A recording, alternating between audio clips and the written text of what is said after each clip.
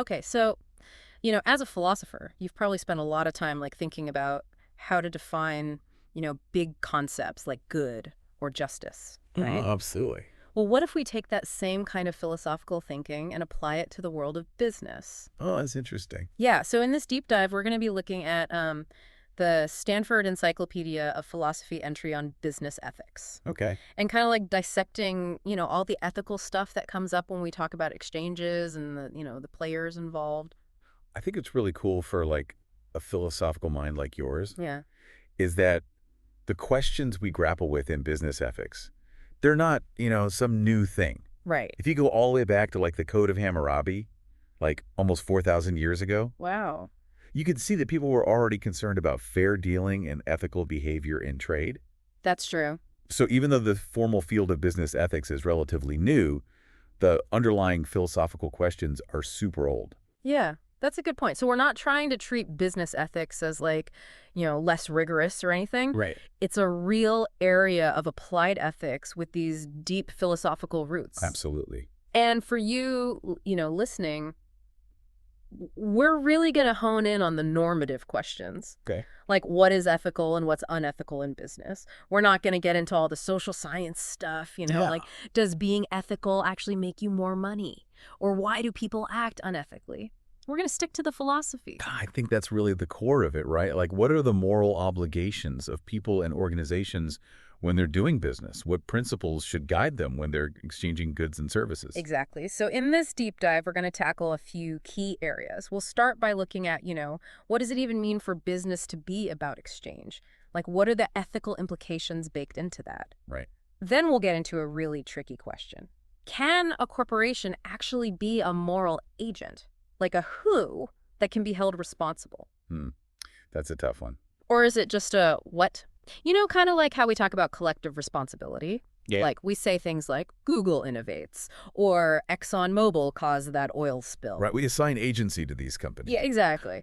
But as a philosopher, I bet you can see the problem there. Oh, for sure. Corporations don't have like individual consciousness or a physical body in the same way that humans do. Right. So is it just a convenient fiction to say that a corporation is morally responsible, or is there some deeper philosophical truth to it? It's a big question. Huge. So this is where Peter French comes in. He's a really important figure in this debate. Okay. And his big idea was to shift our focus away from, individual human minds and look instead at the internal structures of corporations. Interesting. He said that corporations have these decision-making processes and rules that allow them to act intentionally. Oh. So they're like full-fledged moral persons because of that. So like their internal structure makes them able to act morally. Kind of, yeah. It was a pretty radical idea at the time. I can see why. But of course, it sparked a lot of debate. Right. Like, Donaldson argued that corporations can't be persons because they don't have the same capacities as humans. Like, they can't feel happiness or suffering. That makes sense. And Velasquez had a different critique. He said that, yeah, corporations act, Right. but it's always the individual humans within the company who are ultimately responsible. So like if a company does something unethical, it's the people who made those decisions who should be held accountable. Exactly. He's putting the emphasis on individual accountability. Yeah. It's interesting, though, because even French himself later revised his view. Oh, really? Yeah, he kind of backed away from calling corporations moral persons, Hmm. but he still maintained that they were moral agents that could act intentionally. So that's like a subtle but important distinction, right? Exactly. And it shows just how complex this question really is. Yeah, for sure. But the debate doesn't stop there.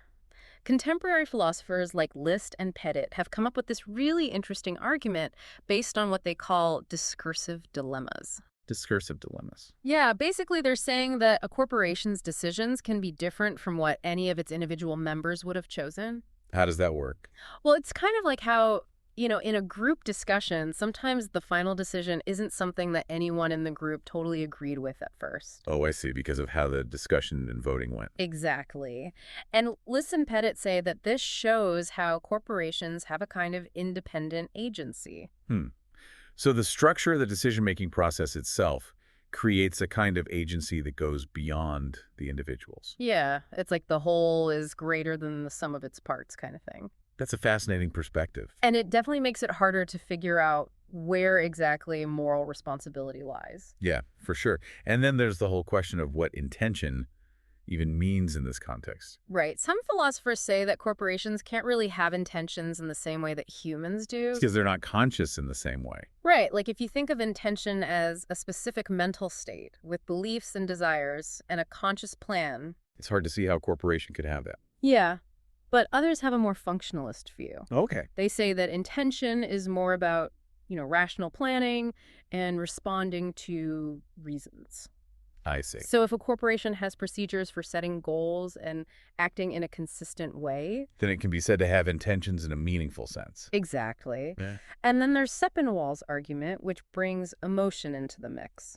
Emotion. Yeah, she says that to be truly morally responsible, you need to be able to feel emotions like guilt or empathy. Okay. And since corporations don't have those capacities, they can't be full moral agents. That's interesting. So like a corporation might do something that looks like remorse, Right, like recalling a faulty product. but it's not really feeling remorse in the same way a human would. Right, but then you get the functionalist counter-argument again. Of course. People like Bjornson and Hess say that corporations might show functional equivalence of emotions in their behavior. Even if it's not the same as subjective human experience. Exactly. So it really makes you question what these concepts like intention and emotion even mean when we're talking about something other than an individual. Yeah, it's like a whole new level of analysis. Totally.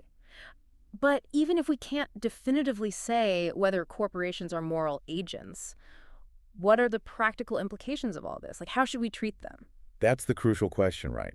Hasnas argues that even if we don't think firms are morally responsible in the same way as people, Right.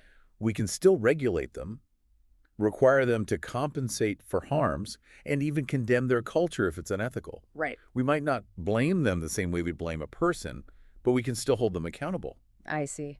So there's a difference between moral blame and other forms of accountability. Exactly. Yeah. And that distinction is really important for navigating the ethics of business. Okay, so let's shift gears now and talk about corporate governance. Okay. This is another area with a lot of philosophical tension. Yeah. Who should companies be run for and who should be in control? Yeah, the classic debate is between shareholder primacy and stakeholder theory. Exactly. Shareholder primacy, which has been the dominant view for a long time, Right. says that a company's main ethical and legal obligation is to maximize profits for its shareholders. Because they're the owners of the company. Right, and there are philosophical arguments to back that up. Like what kind of arguments? Well, some people take a deontological approach. Okay. They say that when managers are hired by shareholders, there's an implied promise of fiduciary duty to act in their best financial interests.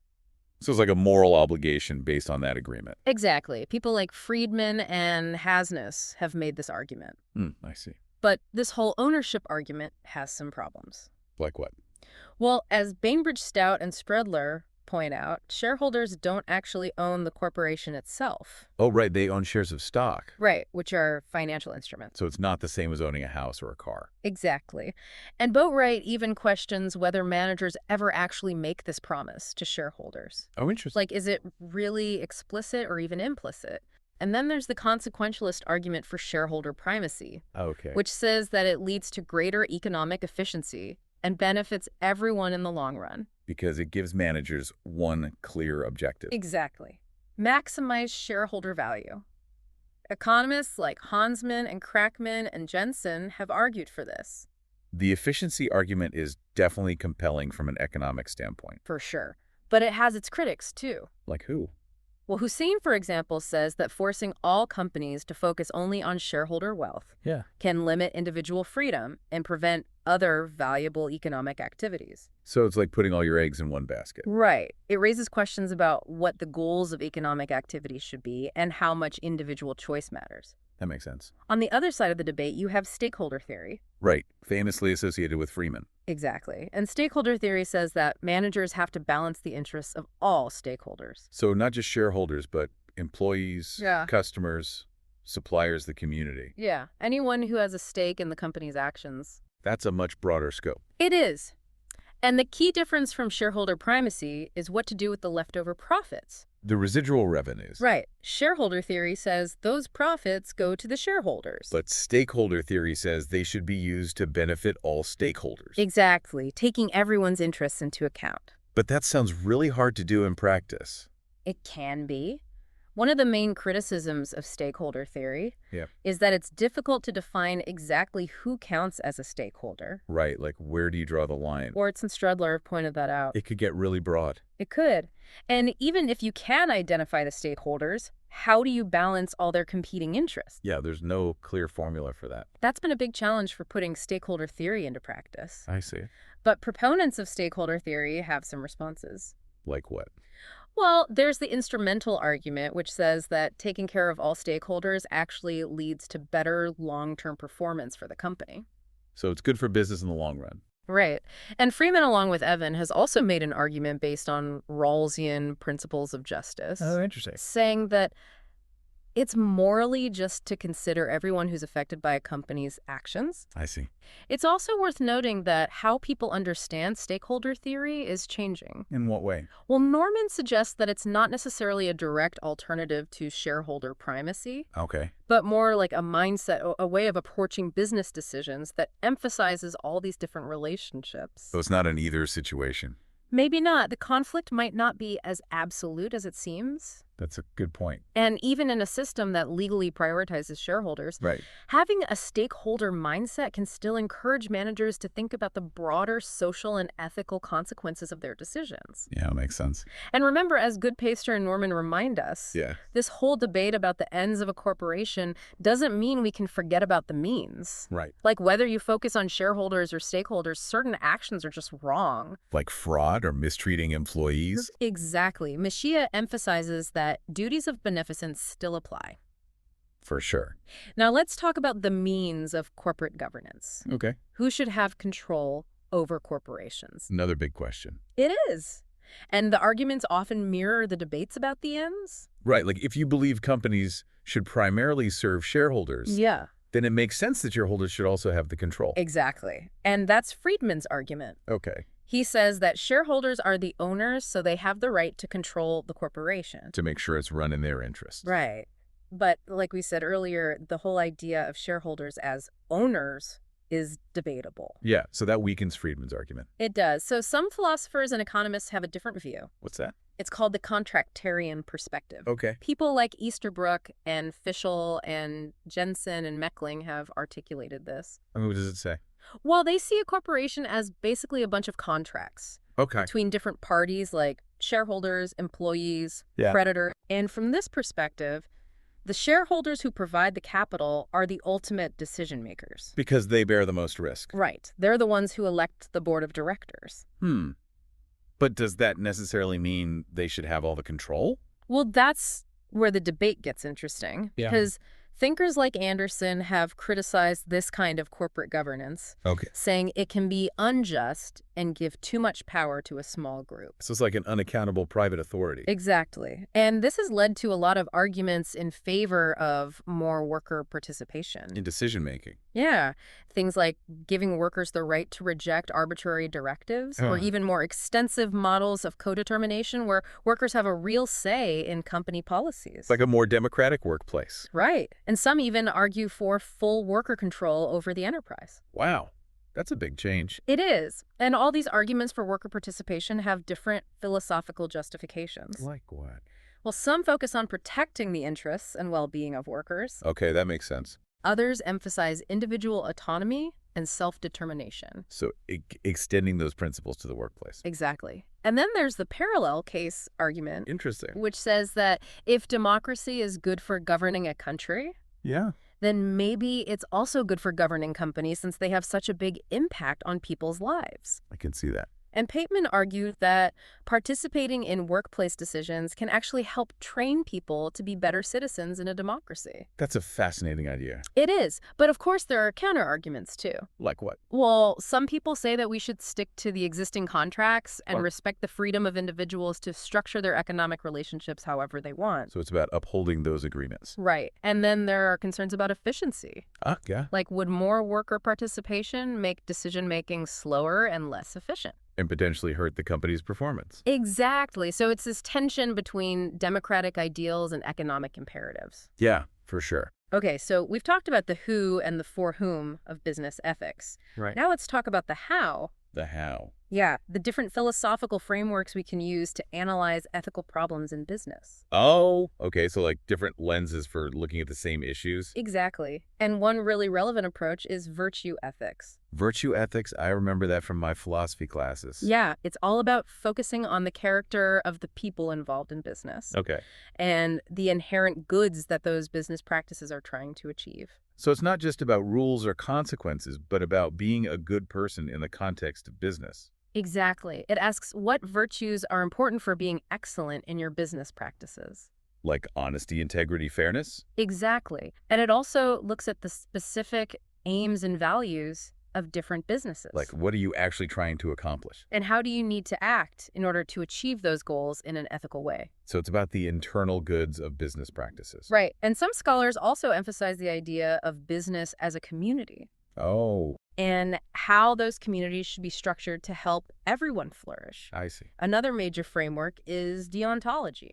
I see. You got it. It emphasizes moral duties and rules. Oh, okay. And the idea that you should never treat people as just a means to an end. Right. They're ends in themselves. Exactly. Wow. And this has big implications for how we view business interactions. Like how so? Well, it makes us look for instances of deception, exploitation, manipulation. Because those are all ways of using people as means to an end. Right. They violate human dignity and autonomy. I see. And then there's Rawlsian justice applied to business ethics. Interesting. Rawls himself didn't talk a lot about corporations specifically, Right. but other philosophers have explored what his theory of justice as fairness means for the economic sphere. And what are some of the key takeaways?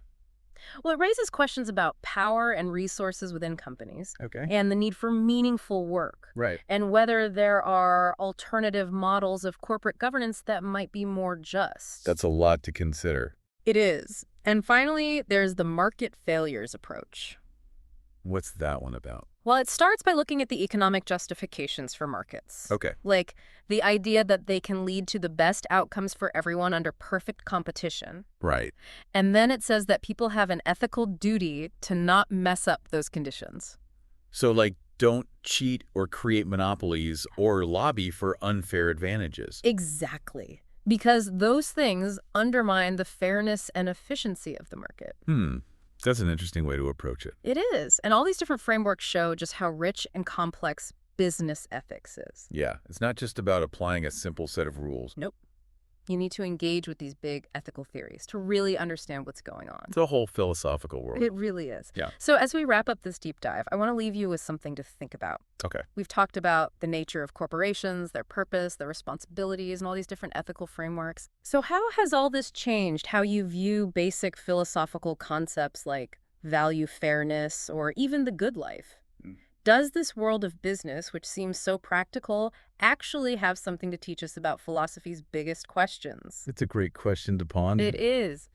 So in this deep dive, we've really explored the ethical landscape of business. We've covered a lot of ground. We have. We talked about corporate moral agency. Whether companies can be moral actors. Right. And the debates about corporate governance. Who controls corporations and what their goals should be. Exactly. And we looked at how different philosophical frameworks can help us understand ethical dilemmas in business. It's been a really thought-provoking discussion. I hope so. Our goal wasn't to give you all the answers, Right. but to give you a deeper philosophical understanding of these issues. And to show how philosophy can be applied to the real world. Exactly. So keep thinking about these questions and how your philosophical skills can help you navigate the ethical challenges of the business world. It's an ongoing process. It is. And as you continue to reflect on all this, think about how even something as seemingly practical as business Right. is connected to these fundamental philosophical questions about human action responsibility and how to create a just and flourishing society. It's all interconnected. It really is.